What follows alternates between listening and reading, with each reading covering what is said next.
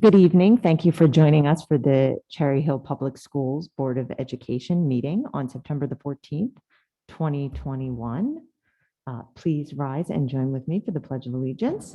It will be led by Sam Messias, leader of the ROTC Corps of Cadets.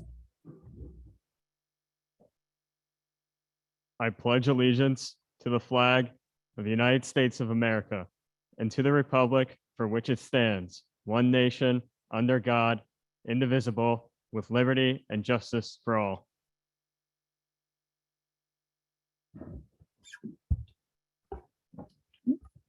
Public notice of this meeting pursuant to the Open Publics Meeting Act has been given by the board secretary on September 3rd, 2021 in the following manner.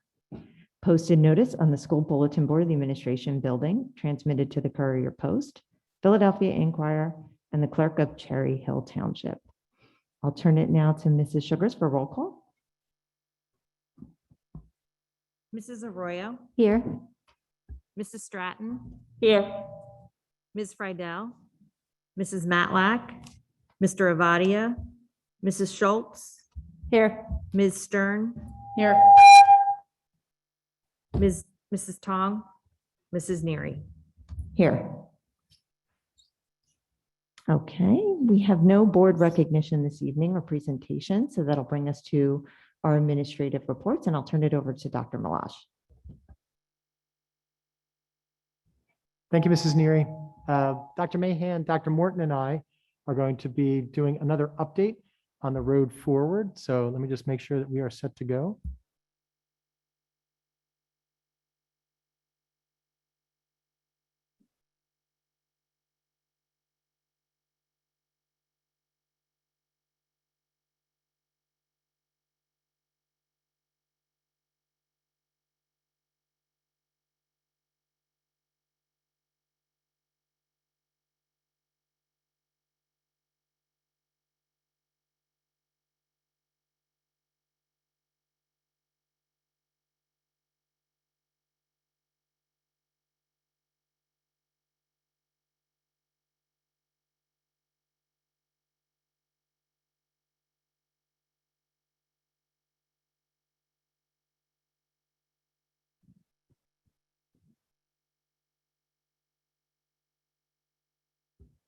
All right.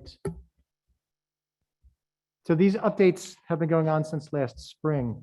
And I'm excited with where we are tonight because today was our 4th day of school. September 14th was our 4th day of school, the 4th day of the 2021-2022 academic year. So very exciting that we can provide these updates to everyone this evening. So front slide, just some pictures that we were able to capture off of social media that were posted of students' first day in 3rd grade. Look at those happy, cheerful faces. So tonight we'll go through, Dr. Mahan, Dr. Morton, and I, we will talk about in the first part, our mission, goals, and commitments, which people should be very familiar with at this point. We go through, we review these, we talk about these. These are the things that guide us. They're the foundational and directional pieces that we use every single day in terms of what we do with direction for the district. We'll talk about hot topics, the Road Forward Committee update, which has been an exciting update that Dr. Morton has been able to provide in terms of what's going on with the committee that he is leading for us in the district. An update on transportation. Transportation and arrival to school and dismissal from school has been one of the biggest challenges that we've experienced during these first 4 days of school. Certainly the rain on the first day of school didn't help, but there's been some other challenges we'll provide updates about. And then some questions and answers, or some questions from board members if you have them, and then some answers from Dr. Morton, Dr. Mahan, and myself. So again, our district mission statement, and on the left-hand side, you can see an updated picture from Woodcrest, Together We Can, which is one of the mottos that they are using during the course of this year. Again, we refer to this mission statement over and over. This is the foundational piece of where we see ourselves, the we, as a school district, as an educational community, and everybody who's here on the stage, the 1,700 staff members in the district, our 11,000 students, the 6,500 families, and then all the rest of the folks that make up Cherry Hill. This is where we see ourselves together in directing what we're doing. We have these three strategic goals that were adopted in February of 2020, one centered around student wellness, one on purpose and passion, and one on connecting beyond our classrooms. This gets more into the actionable work about what it is that we want to accomplish. These feed into the day-to-day operations within a school district, determinations that are made at the building level, determinations that are made about curricula, that are made about instruction and activities, focus along student wellness, purpose and passion, connecting beyond our classrooms. And again, these three strategic goals came out of work that was done throughout the course of a school year within the school district. Then the district commitments. These commitments have not changed in terms of what we are looking at during this road, the road forward. Dr. Morton refers to these as he runs the Road Forward Committee. This is what the district, what the Board of Education have committed to as we prepared going back into the spring and throughout the summer, prepared to open schools. Committed to the health and safety of students and staff, regularly scheduled school days for all students, breakfast and lunch being available and scheduled for students, working in partnership with the New Jersey Department of Ed and the New Jersey Department of Health, Camden County Department of Health to remain informed about the status of community health, and then communicating information transparently with students, families, staff members, and the community. These are the commitments that we adhere to. These are the commitments that we hold ourselves accountable to. And again, this great elementary classroom, we're back, right? Just the palatable energy and excitement that you can feel in the schools. Dr. Morton, Dr. Mahan, Mrs. Wilson, Mrs. Wethington, Ms. Mallory, Mr. Saporito. During the course of the last 4 days, we have crisscrossed the district in all of the buildings multiple times, and it's been incredible to see the children and to hear the noise that children make in schools, whether it's the high school here at West, whether it's the Barclay Early Childhood Center, or any of the schools in between. But that joyful noise of having kids back together with their teachers, with their peers, learning, interacting, it's what schools are, it's what schools should be. And again, maintaining those commitments that we've had throughout the course of the past months has allowed us to be where we are here now on the 4th day of school. Thank you. Dr. Morton? Thank you so much, Dr. Malash, for that excellent introduction. I can't emphasize enough the positive energy and enthusiasm that's been evident in the schools. As I've visited and I've seen the interaction of staff members and students, it's been amazing. It truly has been amazing. And as I reflect on the work of the Road Forward Committee, we understand that the fruition of those efforts that went into planning are paying off. We're paying off. We're definitely off to a great start. So we held our 4th meeting on September 1st, and these were the topics that were discussed. We discussed mask compliance, lunch distribution and locations, in addition, breakfast distribution locations, quarantine guidelines, and then our plan for moving forward as well. So myself and Dr. Mahan will address each one of these topics. So by far and large, the students have been very compliant with the expectations. Students are masking as we requested. They're maintaining adequate social distance to the best of their abilities. They have been cooperative. They have been positive. It truly has been outstanding. In my visits, anecdotally, that's what I've seen. In our meetings today with the principals, they've communicated the same. So thank you to all parents and community for preparing children. Thank you to the Road Forward Committee for their work and planning. Like I said, we're off to a great start. So just to reiterate, masks are required. The governor's executive order 251 requires that all students are in masks at all times while they are indoors in the building. There are some provisions, obviously, that would allow for some exemptions to that. If exemptions are required, family needs to communicate with the building principal, and we'll follow procedures from there.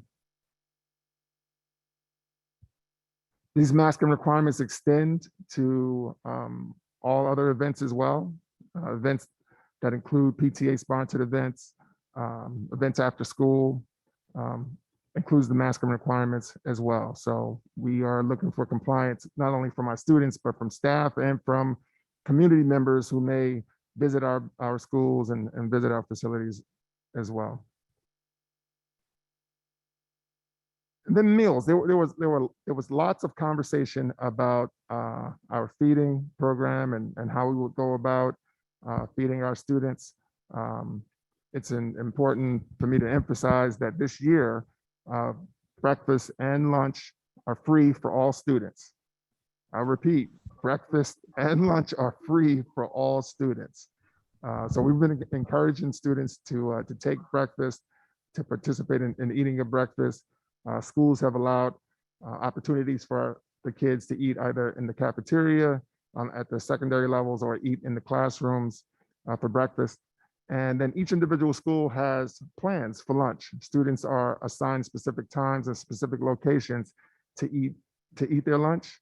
There are plans in place as well to socially distance the kids during lunch.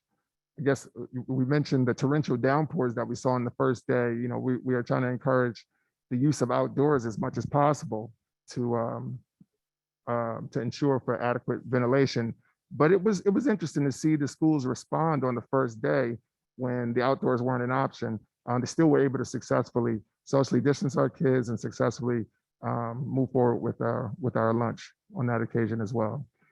So students on out-of-district placements, want to emphasize also, they are eligible and able to obtain free and reduced lunch as well.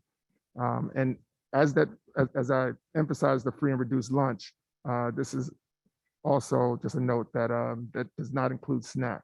So if students are looking to purchase snacks, you still would have to purchase those snacks. We're definitely grateful for the opportunity to partner with Aramark. Our staff from Aramark have worked extremely hard to ensure that the kids are fed, that kids are taking lunches, the kids are taking breakfasts, that they are nourished and ready to go. Just a reminder, so one of our commitments, we want to ensure that our children are fed at school each and every day. So lunch is served at school every day. Again, at the elementary schools, principals did communicate plans and arrangements for the feeding of the children. At the middle schools and at the high schools, the same occurred. If there are any questions that families have, again, I encourage you to reach out to the building principal and they will be able to provide you with updates and information. Thank you, Dr. Morton. So this next slide demonstrates for us an infographic that was developed by Barbara Wilson, our public information officer. This infographic was shared with families and posted to the district website as well as social media. This graphic is specific for students as we continue to implement mitigation strategies. The title, "We Can Prevent Quarantines Together." So as we continue to implement the mitigation strategies, parents, students, staff, and community members have had a variety of questions regarding the quarantine guidelines. We still ask that families reach out to the school nurse if they have any questions or concerns, but this infographic is a great reference point for all families to utilize to determine possible quarantine status, close contact, and what the requirements are if you are wearing a face covering or not wearing a face covering, and or if you are vaccinated.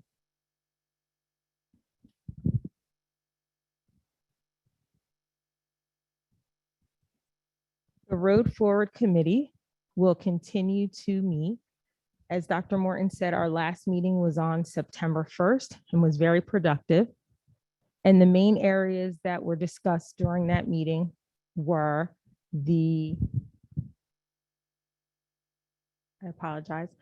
mask compliance, lunch distribution and locations, as well as breakfast, quarantine guidelines, and moving forward. The Road Forward Committee has asked that the group divide into grade level band committees. Please know that each of the committees will include representation from all of our stakeholder groups, including special education and ESL. The work will be focused on the remote learning plans that are due to the New Jersey Department of Education by October 28th. The dates and times for future meetings are to be determined. As previously mentioned, Dr. Morton will be leading the Road Forward Committee, so the dates will be published shortly.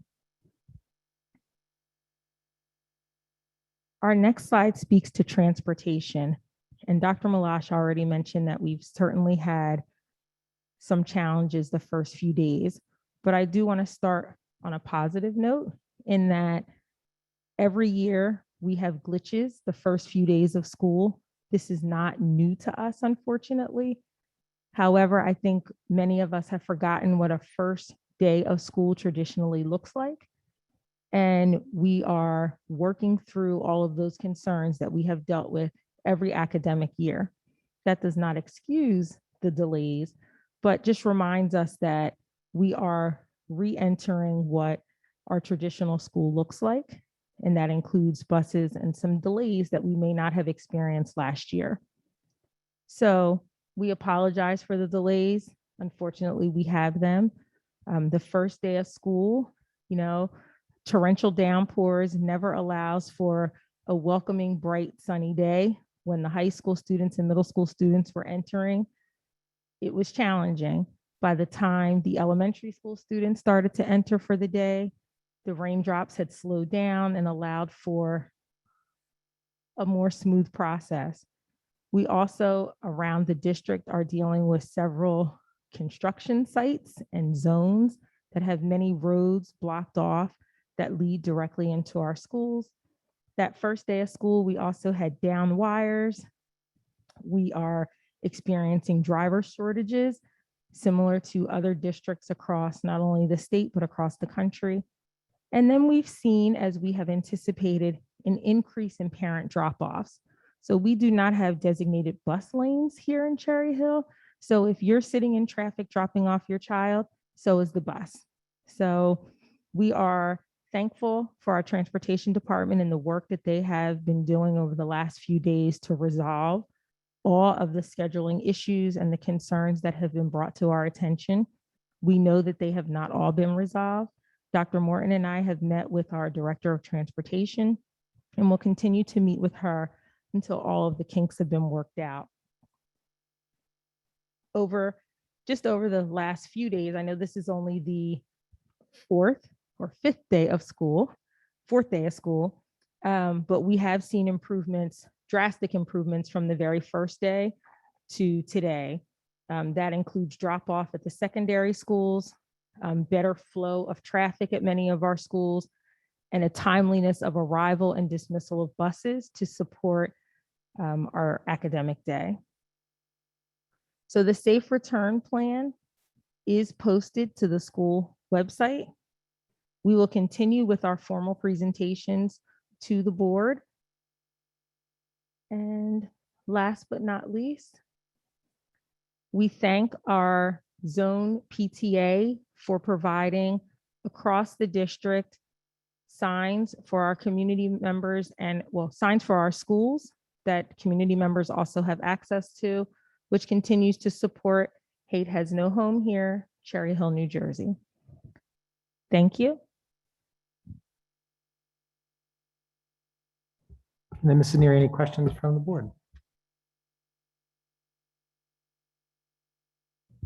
Ms. Stratton? Just, first of all, thank you for going through that slide presentation for us. I just have one question because I did see a couple community members asking, and if you could just emphasize that the free and reduced application. So even if you know for a fact that haven't qualified in a bazillion years, you still want families to go ahead and complete the application, correct? I just want to add in, because I know that Dr. Morton said it several times, but all breakfast and lunch are free. So even though we're asking families to complete the free and reduced lunch form, right now, all meals, regardless of student, regardless of submission of application, regardless of status, all breakfast and lunch are free. Thank you for that. And we will, as a team, we've been emphasizing that to everybody, that we are feeding everyone. And I just had a some parents asking about, well, if I know I haven't gotten it in the past, should I fill it out? And I've been encouraging them to please complete it anyway. Absolutely, because the submission of the free and reduced lunch forms has an impact on some of the funding that we receive. And we want to make sure that we are receiving the highest amount that we possibly can, and that our students are receiving the resources that they need, particularly nourishment. Thank you. Thank you. Okay, were there any other questions? Okay, great. Thank you, Dr. Mahan, Dr. Morton, and Dr. Malash. That brings us to correspondence. Did anyone have any correspondence this evening?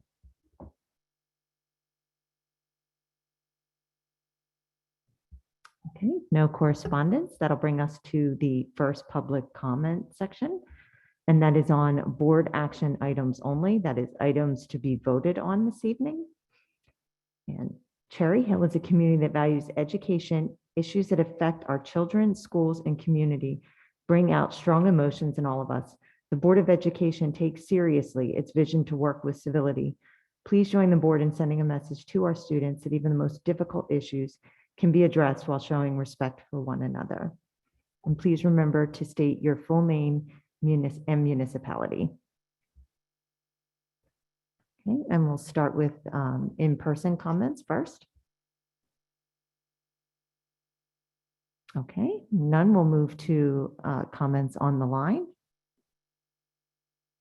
Okay, seeing none, we'll move into our board work session this evening. And first, that'll bring us to curriculum and instruction, and I will turn that over to Ms. Arroyo for Thank readout. you. Thanks. So the CNI committee met on August 30th, and we went over a few policies. Dr. Mahan reviewed the policies there for second read, and they were reviewed in P&L on August 3rd. After the review by our committee members, they'll be on the October agenda. Policy 2421, career and technical education courses. The initial conversations are happening with Dr. Damon about moving forward with a sequence of courses. We currently offer three course sequences in sustainable design and a few others that Dr. Mahan can briefly describe to give us a sense of the direction and process. One of the challenges will be to find qualified staff, as we are not the only district looking for staff with these specific qualifications. I don't know if you wanted to go into that now or if you want. Okay. So also Dr. Morton presented a projected timeline for high school start times. The timeline starts in September 2021 and ends January 2022. There were key discussion points outlined for each meeting to give as many stakeholders as possible the opportunity to weigh in on the conversation. Just one of the many key discussion points the committee will address will be the domino effect regarding times and any impact on the other levels. The steering committee will consist of students, teachers, support staff, administrators, parents, BOE members, transportation coordinator, others, and will meet for 3 full days, October 22nd, November 12th, and December 10th. High school administrators will facilitate a voice discussion group in September and October to gain additional insight and perspective from students, staff, and parents. Also, there was a review of the Poet X for the high school reading. Ms. Matlack shared her perspective on the text Poet X. The book was also read. I read it as well. Poet X will be read in the 9th grade. The theme for 9th grade is identity. A pilot of the textbook, The Book of Apes by Dr. Jill Lepore in 11th grade. And then some community comments were around school start time, middle school start time, the African American Studies course, and the career and technical education courses being considered. And that's all I have. Thank you, Mrs. Arroyo. In regards to the conversation around career and technical education, as a district, we do have several programs that are approved for career and technical education. They are commercial arts, photography, sustainable design, and allied health. We currently are not running these programs through the CTE program, which we have historically received Perkins funds for. We stopped accepting Perkins funds approximately 4 years ago because the scope of the Perkins funding grant was narrowing access for our students. There are many, I should say, requirements to be eligible for the funding and how we spend the funding, and students who have access to the courses that are approved by the New Jersey Department of Education. The conversation that we shared in regards to Dr. Damon, who is now the principal of Cherry Hill High School West, was to restart the conversation in how we can ultimately bring back the career and technical education track, as well as the Perkins funding to the district. Since we have stopped accepting the Perkins funds, many of the guidelines have changed, and we are investigating how we can reintroduce Perkins into our school community, because as you saw in one of the slides previously from our presentation, we are committed to college and career readiness for our students. So Mrs. Aurora, is there anything else? No, thank you. And I don't know if you wanted to go into a little bit more detail with the timeline, Dr. Martin? Yeah, thank you. Yeah, sure. Definitely excited to get started with the process and reviewing school start times. We're starting with a survey, actually. Survey will be given out imminently. Parents, students, and staff as well will be taking those surveys. I had conversation today with the high school administrators. They're going to be moving forward in the next couple of weeks as well with the student voice groups. The high school principals will also be meeting with voice groups as well as with the parent groups, parent advisory groups also. And from there, we'll be looking to establish a steering committee, representative of the wide range of voices that you mentioned previously. So I'm excited. I'm looking forward to the feedback that we receive, and definitely looking forward to the conversation, and we'll see where it takes us. Thank you. Does anyone else have any questions? Miriam? I just wanted to make a comment how wonderful it is to hear just really be, quickly moving on student voice. I think that's so important. And I think I'm just excited to see where that goes, especially regarding the start times. And I'm very excited about the CTE as well. I think that's nice to see us really looking at how do we make sure we're doing everything we can to be relevant for all of our students and really make sure that their futures and kind of purpose and passion and beyond our classrooms is happening. So it's exciting. So thank you.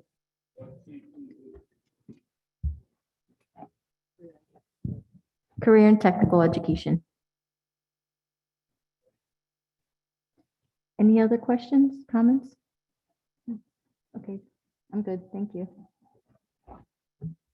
Thank you, Ms. Arroyo. Next, we have business and facilities, and I'll turn it over to Mrs. Schultz. Thank you, Mrs. Neary.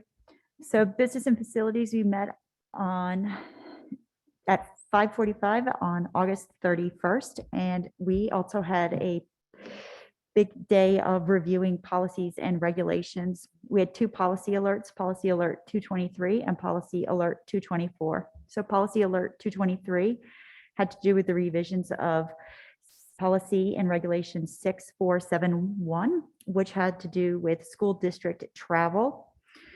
What we ended up doing was we basically just updated and moved to the proper format of our policy and reg. We took the guidance of Strauss and Esme when we looked at that. And we took, and Ms. Sugars, please correct me if I'm wrong, but we took the regulation and we made that the policy. And then we took the guidance of Strauss and Esme and made that the policy, or did I get those reversed? We actually took our current policy and Made made that that- the regulation. Thank you for our travel and guidance. Thank you for the clarification. And then on policy 8561 for the procurement procedures for the school and nutrition program, we basically removed the appendix, and the language now says to refer to state agency form number 358. And the reason for that is anytime there was a change to the appendix, we would have to reassess that policy. So this basically prevents us from having to keep updating the policy with each change. So that is the policy alert 223. Policy alert 224, 8540 has to do with school nutrition programs. We don't really meet the criteria as 70% of our district isn't on free and reduced. So we didn't really talk about 8540. 8550 has to do with meal changes for outstanding food services. This was required changes where we had to add mandatory changes needed to be added. Basically, you'll see we added clauses under the school district shall not. So anything that the school district shall not do under this, we added some language under that section. Policy 8600, student transportation. This policy requires that we have an emergency list of students' names that are on buses for going to extracurricular activities. We need to make sure that we have a list of names. The good news is this is something that we're already currently doing today, but we just added this language to our current policy.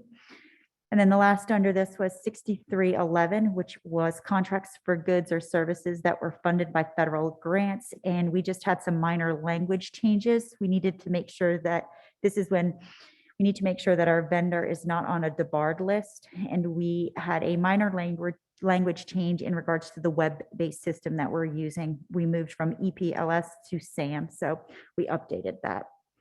And the next was some new policies that have to do with the federal award funds and internal controls. There were 3 new policies, 6115.01, which has to do with allowability of cost. And this is that someone will be reviewing the grants and making sure that they're in line with the purpose of the grant. Again, this is something that we're already doing. 6115.02 is mandatory disclosure. This is if the school district were to receive more than $10 million, we are required to disclose it. And the last 6115.03 is conflict of interest. So just making sure that if we have any use of funds and there's a conflict of interest and how to address that. So those were the policies that we discussed. There were a couple of public comment and questions that were asked. Ms. Rydell did ask about who the air quality environmental company that the district uses, that is TTI. We asked for an update on the current grant writer and if we had had any starts or if any interest had been gained from those. And currently we have not. We talked about solar and what that might look like, but we were given an update that the energy audits are not what they used to be, but it was good just to kind of get some background information on solar and what that might look like with the district.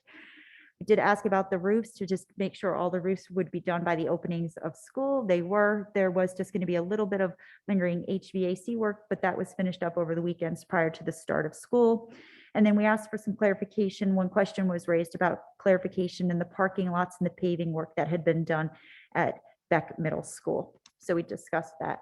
Our next meeting is going to be October 5th. It will be at 5:45 and all is welcome to attend. And that will be at Malberg. Thank you. Are there any questions or additional comments from committee members?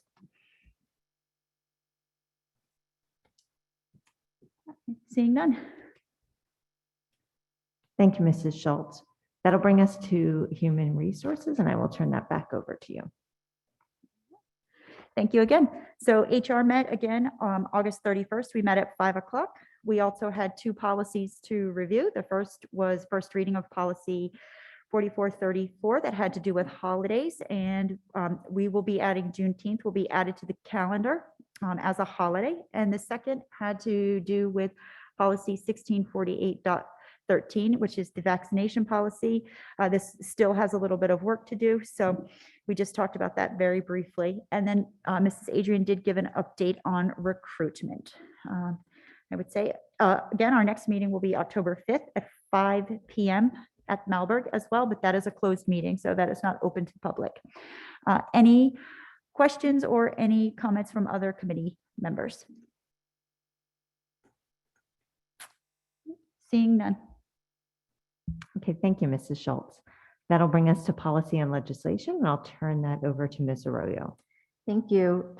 So There's legislative updates for S84. Legislation was passed to combat hazing amongst New Jersey middle schools, high schools, and college students. This law will go into effect July 1st, 2020 or 2022. Calendar items, the BOE will be asked to approve the Week of Respect and Week of School Violence. Both of these are required by statute. There was abolishment of policies per Strauss-Esme, Federal Families First Coronavirus Response Act no longer is available. Restart and Recovery Plan, this has been replaced with the Road Forward.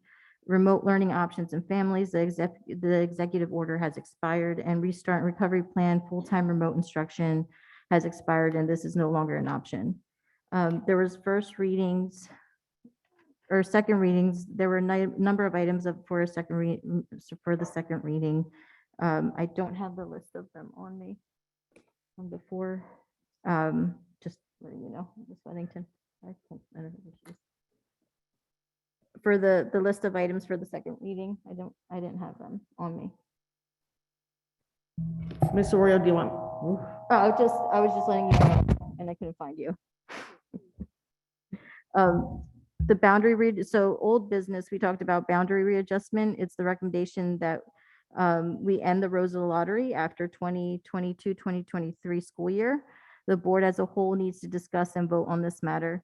We propose a vote no later than October. The discussion included a plan for students who are attending Rosa would finish their grade levels there, but after 2022-2023 school year, no new lottery students would enter. Rosa would become one of the 3 middle schools and students would be assigned based on boundaries. For public comment, the district is developing visuals for families to refer to with reopening requirements. A member of the public indicated she liked the idea of the visuals. She also commented that the conversations in the community on boundary readjustment and Rosa surround the idea that families with children who started at Rosa want them to finish there and not be reassigned middle schools. Another attendee wanted to know if the boundary plan would even out enrollment in schools. There were also questions about mask requirements when the governor no longer requires them to be worn, as well as if the entire classes could be potentially need to quarantine. And that's all I have for committee notes. Does anybody have any comments, questions? All right, thank you. Thank you, Mr. Royo. So that will bring us to strategic planning, and I will go ahead and do that readout this evening. The committee met, I believe that was on August 31st, correct? Yes, thank you. Bob Garrison reviewed his time with administrators during the administrative retreat and updates to the Barclay School presentation. He took feedback from the committee members on modification and changes. Mrs. Matlack liked the amount of detail and how this was laid out. She asked if pictures would be could be included, would be the same for all presentations, and suggested that a more age-appropriate pictures would be better for the various buildings. Mr. Avati agreed on the specificity of the pictures and would like a picture of an LED sign to be included.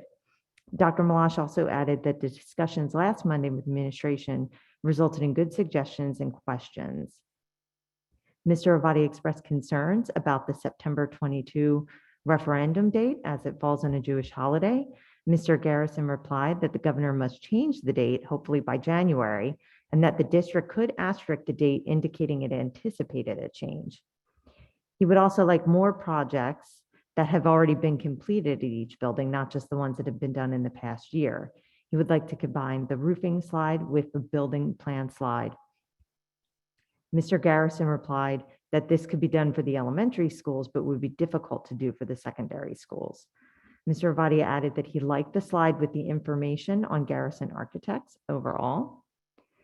The dates of the presentations, secured schedule for send out to full board. Mr. Avadia asked how the board members should be at each presentation, and Mr. Garrison replied that a few is fine. It is beneficial if those with familiarity with the constituency can be there. Mr. Avadia asked if career technical education options would be included in the presentations, and to which Mr. Garrison replied that at the high schools, robotics would be highlighted in the middle school specialty science labs. Mr. Avadia also asked for a legal brief on what can and cannot be said during these presentations. They want to be good cheerleaders, but understand where the role begins and ends. Mr. Garrison mentioned there is a good article from NJSBA that speaks to this, and Dr. Malash said that schedules for the presentations will be shared with board members so that they can sign up. Mr. Avadia asked what the process is to get a final number for the referendum. Mr. Garrison replied that there will be a lot of back and forth. The projects will be torn apart and put back together again. First, the district should look at some of the debatable projects, like the new all-purpose rooms versus non-debatable, such as critical elements like HVAC, roofs, and ADA. What are the needs and what are the wants? Once the information starts to be shared publicly, there will be a lot of feedback. Positive and negative information will come out, and what the public will support will be evident very quickly.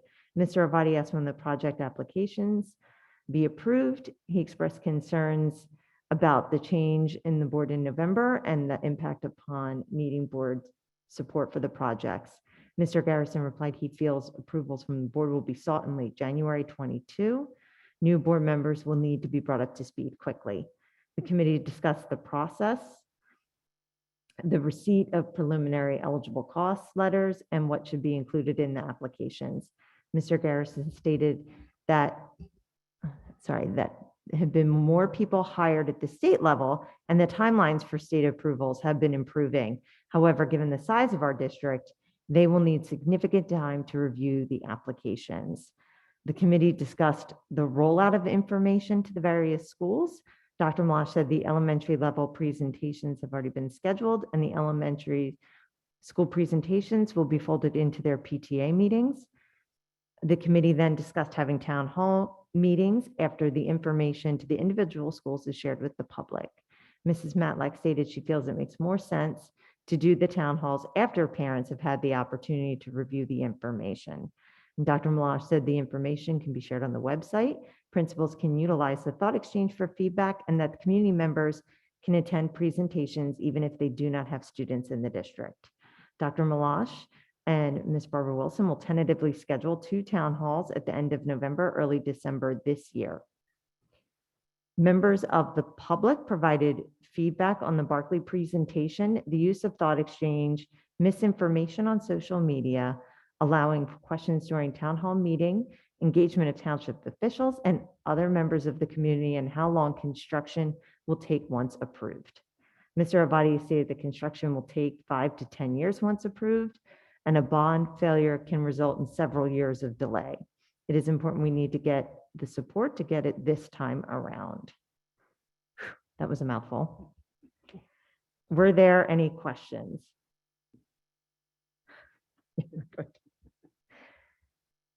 Okay.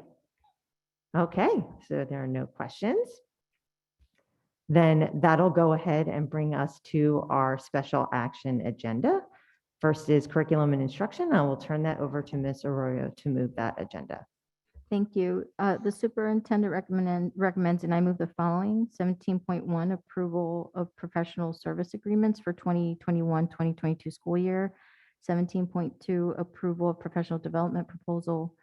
17.3, approval of service agreements between the board and Epic Health Services of the Innovina Healthcare for, yeah. May I have a second? Ruth? Any questions? No. Seeing none? Sugars? Okay, board members, the online voting has been opened up. You can cast your votes.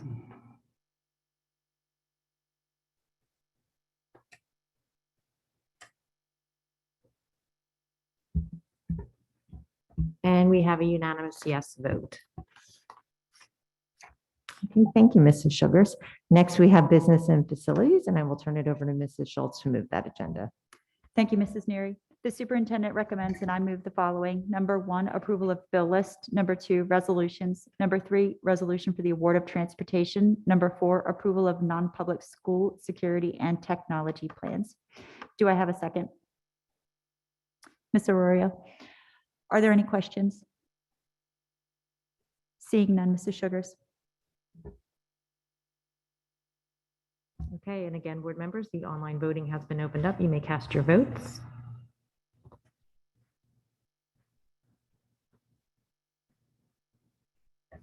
Mrs. Sugars, I need to abstain to Henry Schein on the bill list, please.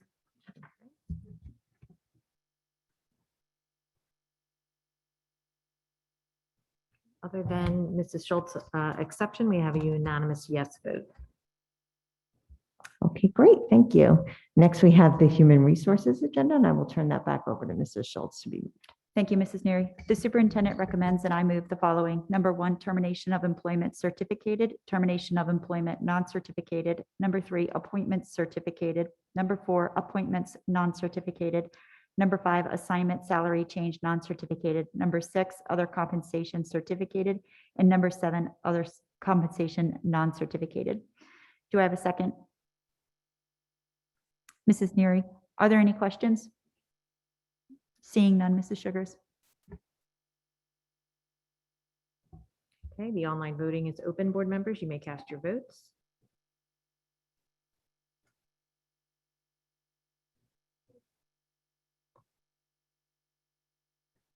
And we have a unanimous yes vote. Okay, great. Thank you, Mrs. Sugars. I'll now turn it back over to Dr. Malash. Thank you, Mrs. Neary. I just wanted to recognize in the board's action under Human Resources, the approval of Mr. Bernie O'Connor's retirement in the position of principal at Beck Middle School. Bernie will retire effective January 1st.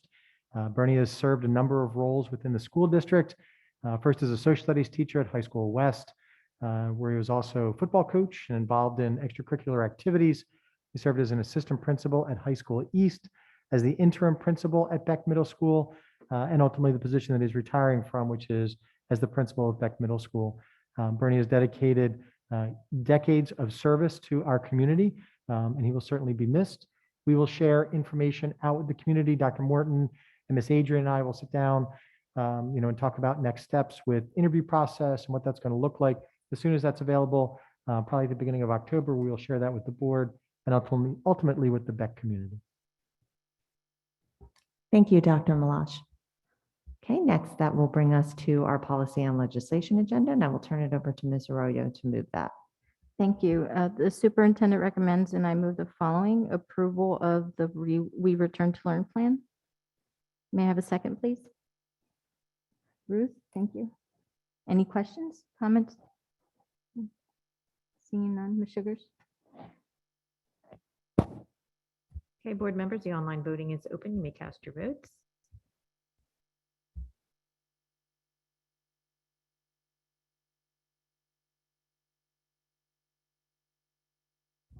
We have a unanimous yes vote.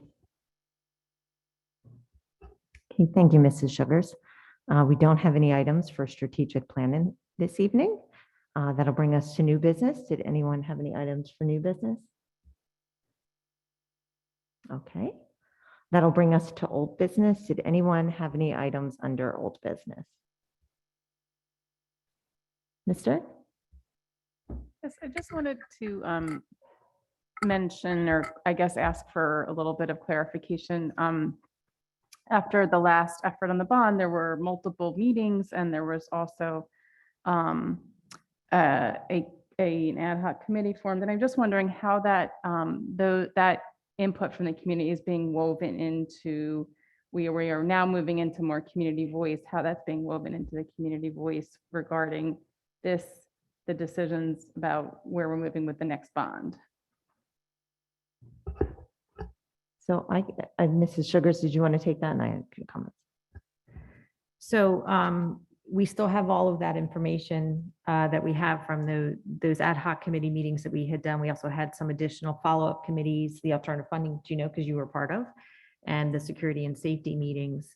And so a lot of the information that we received back from the ad hoc committee was not specific to what types of projects to do. It was more how to engage the public, how to maybe do things a little bit differently than we had before. And so, we are constantly reviewing that information. At one point, our strategic planning meetings were centered around that information. We sort of planned our meetings and kind of checked things down the checklist that we had formed from that ultimate ad hoc committee report that was presented to the board. And we will continue to do that. We will continue to look at that information and take that into account as we plan our presentations, our town hall meetings, and our interactions with the public. That's really great. And I wonder if, if for folks who maybe went to some of those meetings with Mrs. Wilson, who were part of the ad hoc committee, and I myself was on the alternative funding committee, if there's a way to, I guess, kind of revisit some of the highlights that came out of that and highlight how that is being integrated currently into the process.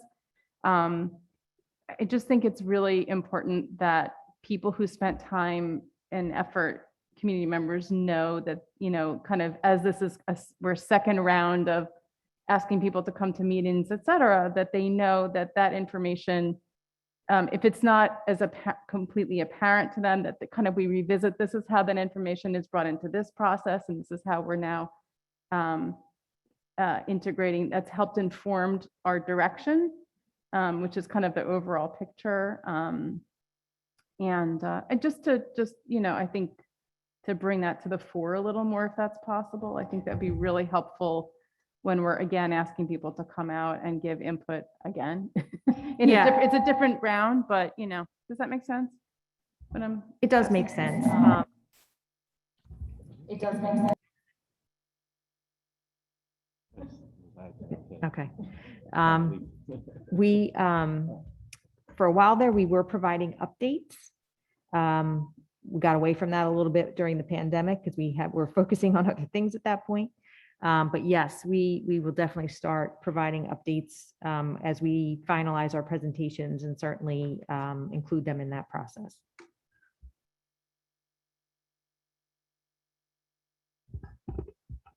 Okay, great. Thank you. Okay, so if there are no other items for old business, that'll bring us to our second public comment. And that is for any topic item, it'll be 3 minutes, and you state your full name and municipality. And we will alternate between the audience and members on the line. And I will start with members in the audience.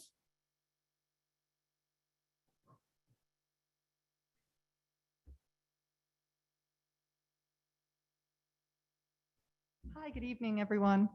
I'm Jen Fleischer from Cherry Hill. First, I want to thank all of you for your hard work and dedication to get this wonderful school year off the ground. So thank you all very much. The question tonight, actually, I'm following up a little bit on Miriam Stern's information.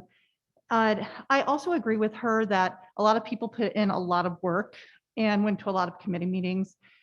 When the bond didn't pass in 2018, people really wanted to galvanize and help the next bond pass. So I'm hoping that you're able to make some of the details of those meetings public and let us know exactly how it's being used to create the new bond. The other thing is strategic planning spoke about the need for community input for the new bond. Are there any plans for community input prior to the bond presentations?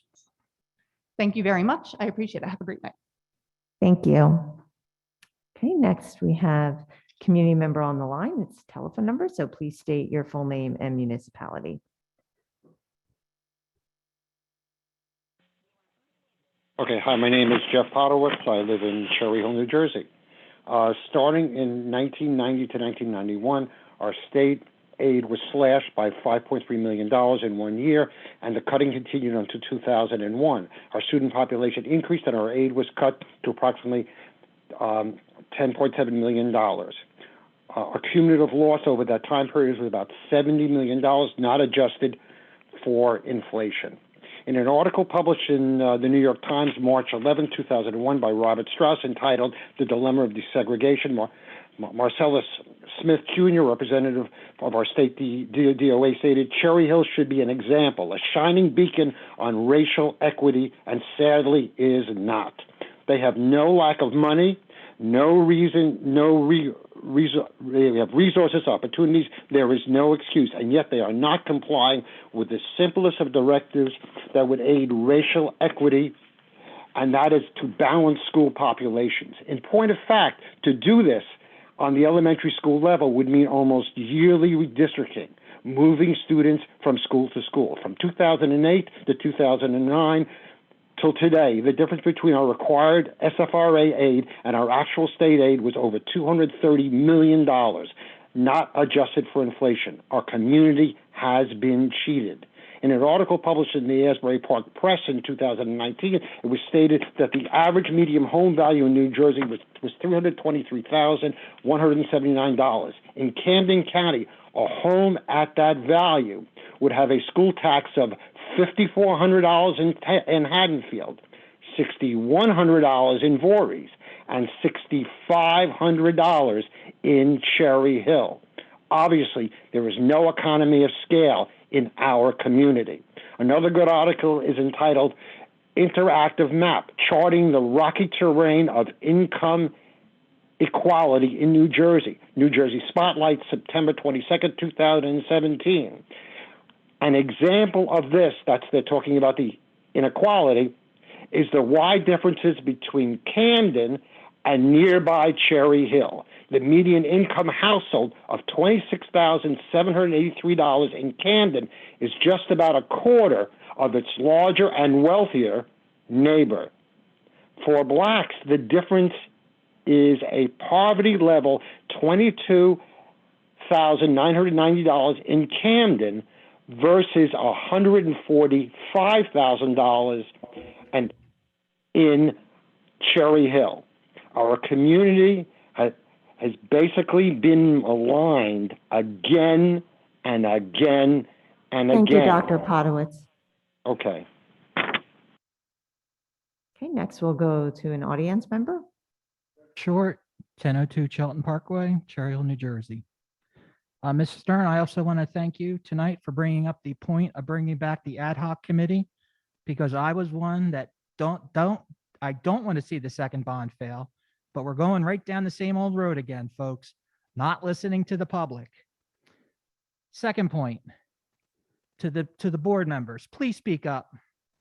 Please speak up for masks being mandatory outside for children. I think it's getting a little ridiculous that we have to be outside and we have our kids masked. I've heard some rumors about schools that they're running around a track with masks on. This is absurd. We all know it's safe to be outside without a mask on. Take the mask off. And finally, the last part, the biggest threat to Cherry Hill and the state of New Jersey with our African American Studies course is a series of people. Dr. Jarvis from University of Penn, Dr. Gilbert from University of Temple, who is a known critical theorist. Dr. Greason, pictured right here, a critical race theorist.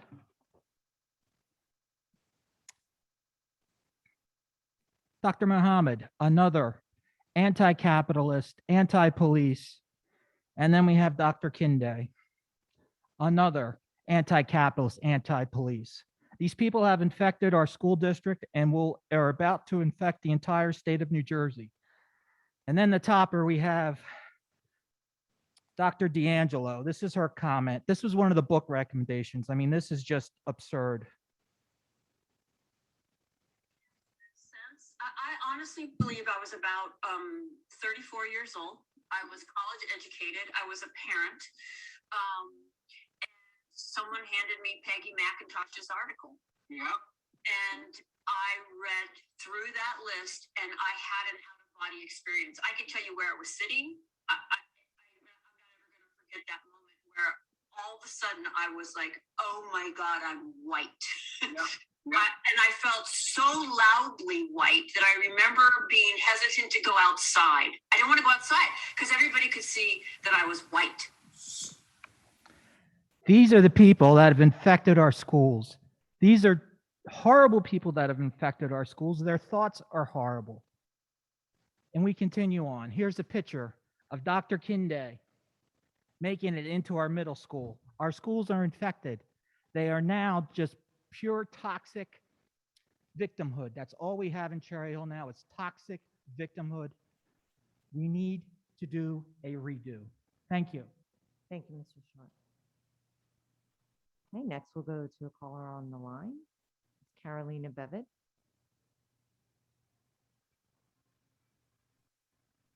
Hi, Carolina Bevid, Cherry Hill.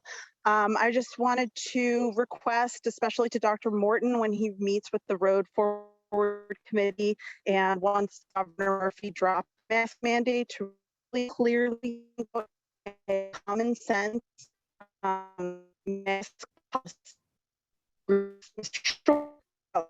I don't know, absurd. When I think there can poke holes in mask policies, we know that they're probably a little irrational. So let's leaf through what we're keen to do. We have a bit of a crass and but masking in school.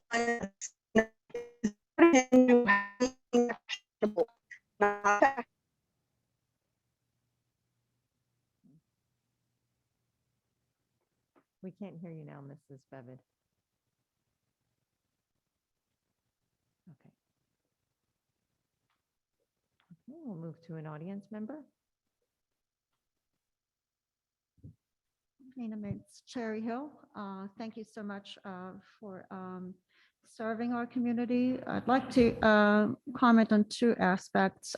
First, on the agenda item about those wonderful signs that we have in all our schools. Thank you, Dr. Meloche, for responding to my email. I do believe that these signs have been used for the past 4.5 years by one political party.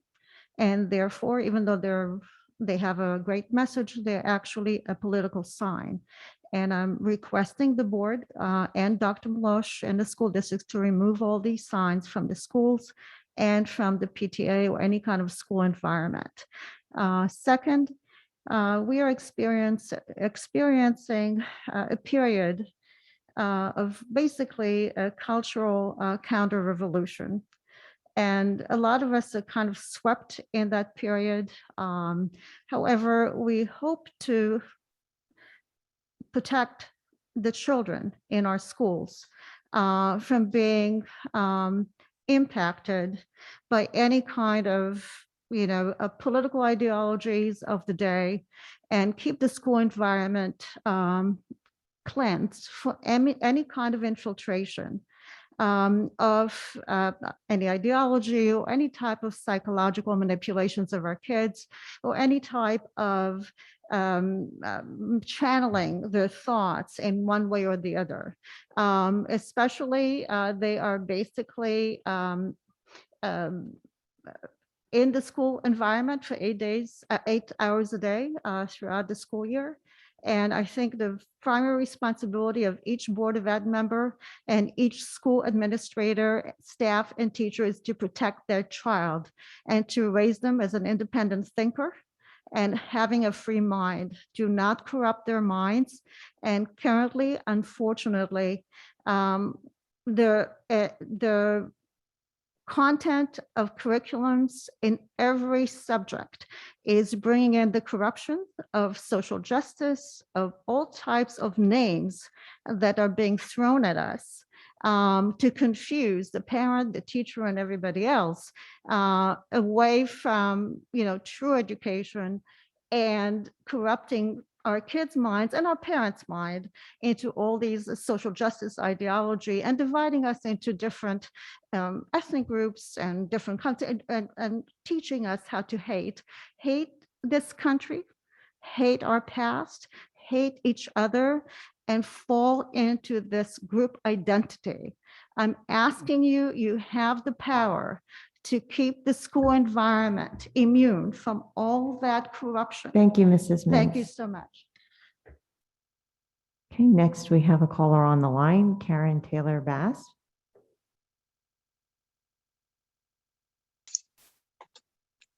Hi, everyone. I hope you can hear me. I am new to the district this year, and I'm listening to all these comments about curriculum. And it's so disheartening to hear parents in a community that is so progressive, that we talk about hate and we talk about corruption and corrupting minds and almost brainwashing, when we are talking about integrating an African-American curriculum so that students and teachers and the community can have robust conversation about contributions of all types of people, Black people, brown people, not just one type of people that we have learned all our lives. And to hear this comment, when you talk about this, what are we really projecting to future generation of leaders and movers and shakers and rock stars when we're telling them that they're being corrupted? This is disheartening. And for us to be, kids are taught what they know from home. So if we are educated and we are spewing this kind of knowledge to our children, what kind of world are we creating for the future? We're not taking a progressive step towards the future. And I think we really should just look at the big picture and look at the agenda of what we want to move forward as it relates to being a superpower and a super country. It's not by staying stuck in the past. It's about moving the needle forward. So I really hope that the curriculum stays where it is, as robust, to include the contributions of all people, especially African Americans. Thank you. Thank you. Okay, next we have an audience member. And please state your full name and municipality. My name is Nancy Denenberg, and I live in Cherry Hill. And I'm a graduate of Cherry Hill High School, class of 1965. My first board meeting, and I want to tack on to the comment about the signs. I've seen the signs in Cherry Hill. Hate has no home here. I've always wanted to knock on the door and say, can you tell me which houses hate lives in? It's my belief that there aren't any houses. Most of the homes in Cherry Hill do not have hate living in them. And I think the signs are kind of redundant. I agree with the previous speaker that they are not appropriate. I have strong concerns about the curriculum and where it's going and how it is dividing us and dividing our children rather than bringing us together. So I urge you to look hard and strong into your hearts and your souls and where we should be going as a country and as a school district in Cherry Hill. Thank you. Thank you.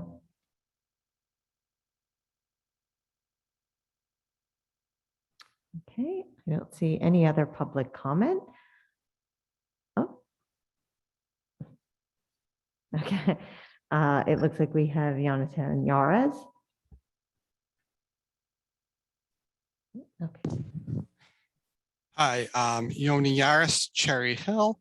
I was debating about speaking up tonight, but in light of two speakers discussing that hate has no place, I guess it's important to bring up examples. There was a member of the community who happened to be running for town council that declared online that he's a white Christian nationalist. That is hate speech. Online, people are decrying these signs. That is hate. There are people who have attacked others over their opinions and using their civic rights in Cherry Hill. That is hate. Hate is alive and well in this community. And I believe these signs are important. Hate does have no place here, but it is alive and well. It has been at every board meeting since the nationalist white movement showed up in Cherry Hill to decry the non-existence of CRT in our curriculum. What our district is doing and championing is racial literacy. It is showing that the textbooks written in Texas have major flaws because Texas is majorly flawed. It is time for us to just put these community members to the side, tell them that there is no place for this vitriol in Cherry Hill. I am getting sick and tired of sitting through board meetings and my blood pressure skyrockets. This is not the community that I was raised in, and I know that I have spoken out often that I know that my education was flawed here, but the district has begun the process of improving it. It is time for us to get these people and just, I don't know if we have to bang their heads together to be able to understand that what they are saying is racist. It is pure and simple racism, and it needs to stop. The hate has to stop. The vitriol, the fire cry of one particular person who seems to have year after year a certain issue that comes up, and he's the firecracker for that issue. I can't wait to see what comes next, as it seems that one individual in this community is is steadfast in destroying our community. I thank the board again and the administration for standing up and saying, no, this isn't how it goes. And it's time for the rest of the community to stand up and say, please go away and go back into your homes. Stop being the keyboard warriors and go away. I'm tired of it. I am proud of the education my children are receiving. I am proud that they will have a better education than I received. And I hope that the generation that comes after them is even better. Thank you very much. Thank you. Next, we have an audience member. Patrick Matucci, Cherry Hill. I think what we've just listened to is hate. You want to physically and violently remove people from the community for the high crime of having a difference of opinion. The hate has no home here signs have a great sentiment. But let's be honest with each other. They were the response to President Trump. It's where they were born in Chicago. You didn't know that, now you do. Use Google, it's your friend. Let's be honest, that's what the sign is. You want to have a political sign on your front lawn as a private citizen, you have the right to express your opinions. No one's telling you that you can't do that. Handing out political signs with a political history that's involving a specific political party that you're all probably pretty familiar with is politicizing, and it is a form of propaganda. If I, as someone who considers myself a conservative American, doesn't want your sign, not because of its sentiment, but because of its origin, then my reasons are because you're using politics with our children. We want our children to go to school and get a great education. We want them to learn about African-American history.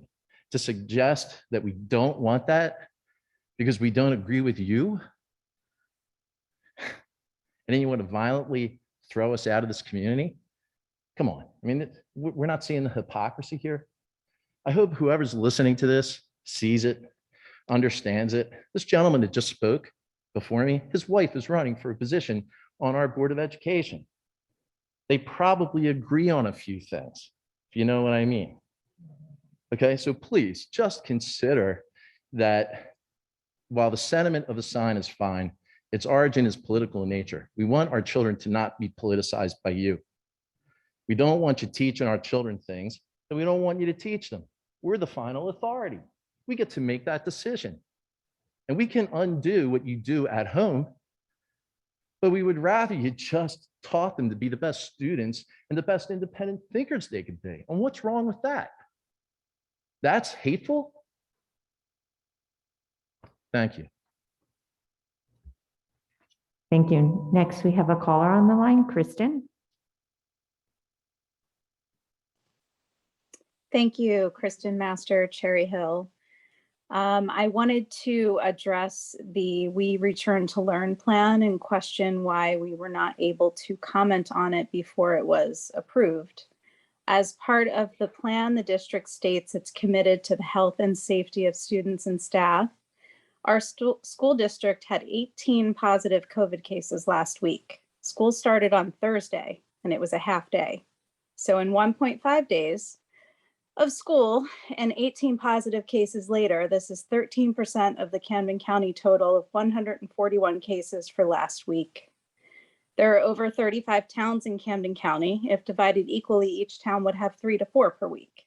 Cherry Hill Public Schools alone reported 18. These high case counts, combined with our district's flimsy quarantine protocol and an already reduced social distancing expectation and unmasked time in school, could be disastrous. Per the quarantine protocol, currently someone, even a teacher or other staff with student contact, can test positive, but as long as asymptomatic, is expected to return to school. A student can be positive, but as long as they were wearing their mask properly, in quotes, they can remain in school even if unvaccinated. Both this hypothetical teacher and student could transmit COVID and should isolate to reduce transmission. But these are not hypothetical, excuse me. The dashboard for last week showed 15 students and 3 staff positives, 0 quarantined. These are all people that are in school, unless they chose to stay home. So those individuals positive for COVID are back in the school building with vulnerable, potentially unvaccinated students and staff. Both students and staff have commented that they they do not feel their health and safety is paramount. Please help me understand this. I have emailed my comments and look forward to your response. Thank you very much for your time. Thank you. Next, we have an audience member. Howard Yaris, Cherry Hill. I have to disclose something. The gentleman who spoke on the phone is my son. My daughter-in-law is running for school board, so I guess anything I say is biased. I was not going to speak tonight. I've started attending board meetings after not having been board meetings for about 20 or 30 years, but I felt that certain people and certain comments should not go unresponsive. I'm thinking of the story of 3 blind men and the elephant, which you all know I won't repeat. I would suggest that certain comments made tonight do not represent the community. And I wish the board would take that into account. Cherry Hill is a very diverse, very wonderful community. Yes, hate has no place here. Hate is not a political statement. It is a statement that we have to get along. Thank you. Thank you.